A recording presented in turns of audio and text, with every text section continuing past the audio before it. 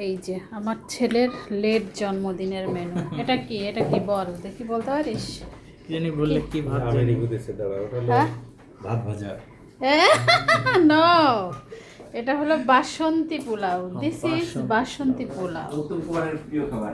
আর এটা হলো ডিম। এটা কি বলো? এটা তো হচ্ছে তোমার হচ্ছে কি বলে ডিমের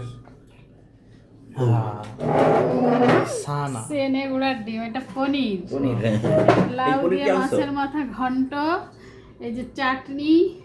এটা কি বলো? এটা কোনটা? এই যে এটা yes, সানা সরভাজা। সর মানে এটা চিকেন।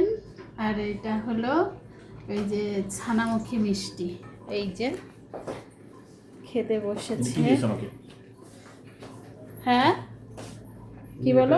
এটা থাকলে হ্যাঁ, আমি এটাকে মিস করছি। আসুক ও, পরশুদিন আসলে আমি রান্না করে দিব, কোনো ব্যাপার না।